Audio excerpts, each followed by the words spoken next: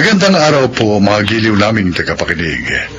Narito ang paglalakad ng isang binatang may mabuting ugali. Siya ay si Lemon.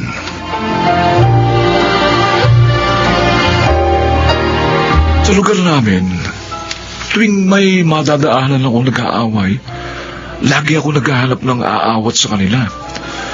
Katwiran ko, kawawa naman yung naagrabyado. At isa pa, gusto kong kahit sa ganoong paraan, ay makatulong ako para hindi na humaba pa ang gulo.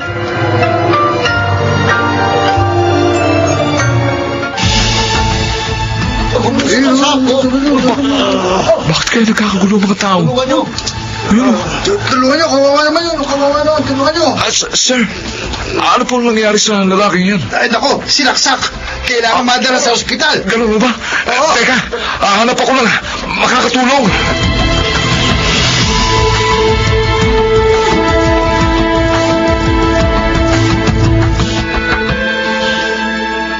Lemon, bakit ngayon ka lang dumating? Late ka na ng 20 minutes. Oo nga, Raul eh. Kasi may nadaanan akong lalaking lasaksak. Oh. Ayun, tinulungan namin madala sa ospital. Dumating na mga bagong boss natin, sina Ma'am Cecilia at Sir Oliver Rodriguez. Lagot. First meeting pa lang. May atraso na ako sa mga bagong boss natin. Okay, Mr. Lemon Bautista. Sir. Pagbibigyan kita ngayon pero ayoko na maulit to, ha? Siya si Sir Oliver Lemon. Sir, pasensya na po. Pangako po, hindi na mauulit. Hindi naman dahil tumulong ka. Pwede ka lang malate sa trabaho mo.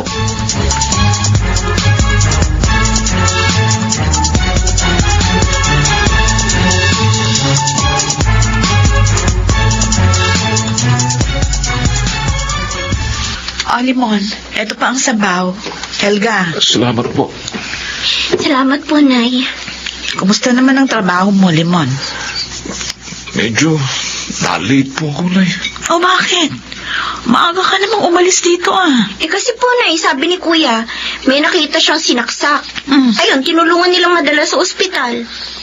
Nahiya nga po ako dun sa bagong boss namin eh. Kasi late ako ng 20 minutes. Kinagalitan ka ba? Hindi naman po.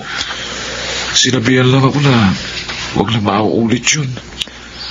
Ayun, nangako naman po ako na hindi na mauulit. Ay naku anak, sikapin mong matupad yun para hindi ka maalis sa trabaho. Oo nga naman, Kuya. Ayos pa naman ang sweldo mo doon. Oo nga eh. At kailangan tuparin ko yun. Kawawa naman si inay kung mawawalan ako ng trabaho. Hindi niya makakayang itaguyod mag-isang buhay natin. At ang pag-aaral mo.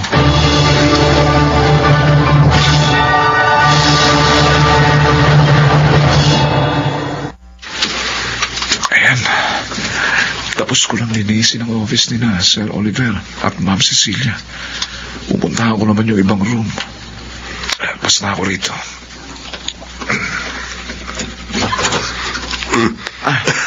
Good morning po, Sir Oliver. Lemon, tapos ka na ba maglinis dito? Opo, sir.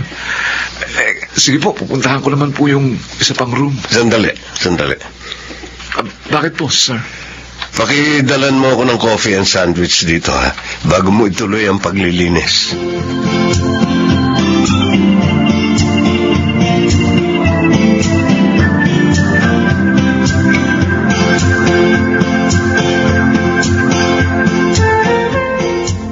Oliver, nakita kong kasabay mong nagmerienda si Limon kanina. Oo, Ate Cecilia. Niyaya ko sa uli na samahan ako magmerienda. Mukhang magaan ang loob mo sa kanya. Natutuwa ako sa kanya eh.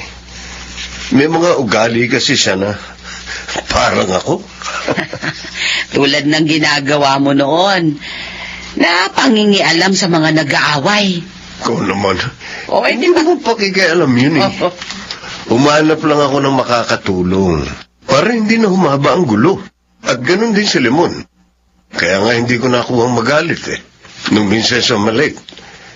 Ayon pa sa kwento niya, dalawa silang magkapatid.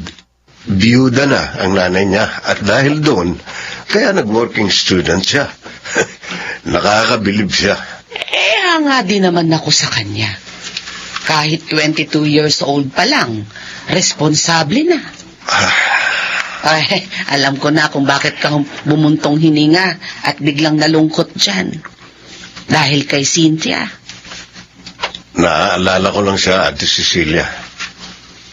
Hanggang ngayon, nakukonsensya pa rin ako. Tigil na nga natin ang usapang ito. Baka sumakit na naman yung dibdib mo.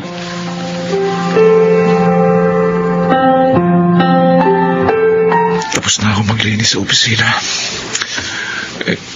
Pero kung uuwi naman ako ngayon, mahirap pang sumakay. Mapapagod lang ako sa abang ng bus sa pagtayo. Ayoko namang sumabit uli sa jeep. Mahirap, delikado. Sabi ni inay, huwag ko raw ugaliin yun dahil baka maaksidente ko. Tama naman siya. Ay, mabuti pa dito na lang muna ako. Magbabasa muna ako habang nagpapalipas ng ilang oras. Total, andito pa naman si Sir Oliver. Lemon! Lemon! Si Sir, bakit kaya? Tulungan mo ako! Parang nahihirapan siya magsalita. Kailangan niya ng tulong.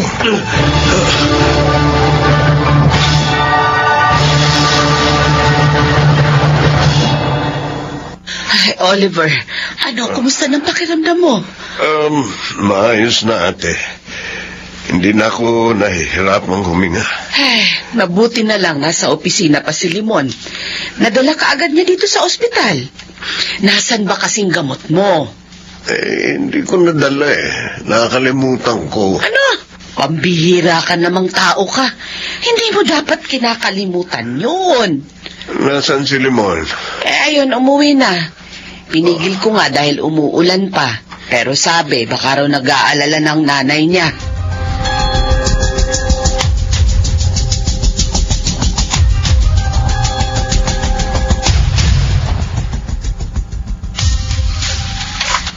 Ano, sir?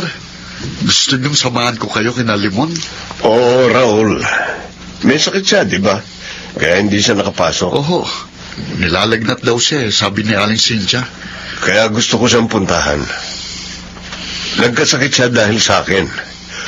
Umuwi siya kahit umuulan matapos akong maihatid sa ospital. Kaya gusto ko siyang pasalamatan. Okay, sir. Sasamahan ko po kayo.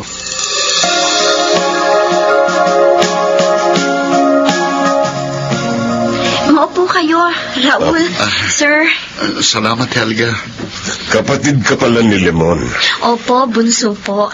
Sandali lang po at tatawagin ko si Kuya. Kuya, may bisita ka. Ha? Sino, Helga? Si Raul at ang boss ninyo. Ha? Raul? Limon. Sir Oliver? Maiwan ko na po muna kayo. Sige. Sir, Nagpasama sa akin si Sir Oliver, Limon. Nag-alala kasi ako sa iyo, Limon, nang malaman kong may sakit ka. naku, sir. Salamat po sa concern.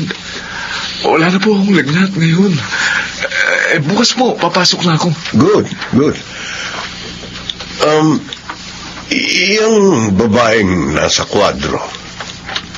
Sino siya, Limon? Nanay ko po, sir. Ha? Narito ba siya? Pwede ko ba siyang makausap? Bakit po, sir? Kilala niyo po ba si inay?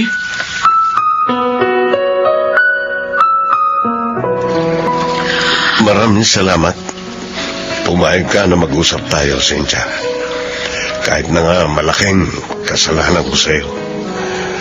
Matagal ko nang kinalimutan yon, Oliver. Ayun nga lang, nabigla ako kanina kasi hindi ko inaasahan na makikita pa kita. Gusto kong humingi uli ng tawad sa'yo. Iniwan kita. Ipinagpalit kay Selena. Kahit na nga 15 years ang tandaan niya sa akin. Sabi ko nga, matagal ko nang kinalimutan yun. Tanggap ko ng lahat ang nangyari.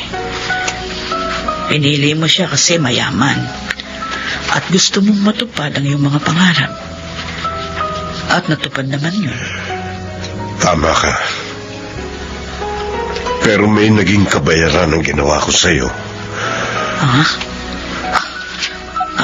Anong ibig mo sabihin? Hindi niya ako nabigyan ng anak hanggang sa pumanaw siya. Ganun ba? Cynthia, sabihin mo sa akin, si Limon ba? Oo. Siya nga. Siyang batang tinalikuran mo noon. Ang bata. Aking anak. God. Kaya pala ang gaan ng loob ko sa kanya. Si Helga naman. Anak namin ang lalaking tumulong sa aking pagkadapa. Yun nga lang maaga siyang nawala sa amin.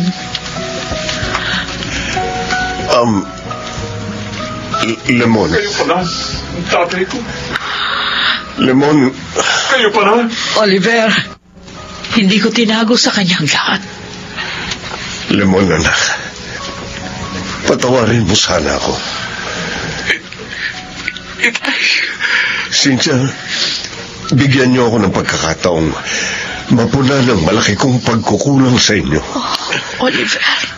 Hindi kita pipiliting tanggapin ako sa puso mo dahil alam kong malaki ang pagkakasala ko. Pero sana, hayaan mong tulungan ko kayo para magkaroon ng magandang kinabukasan sina Limon at Helga.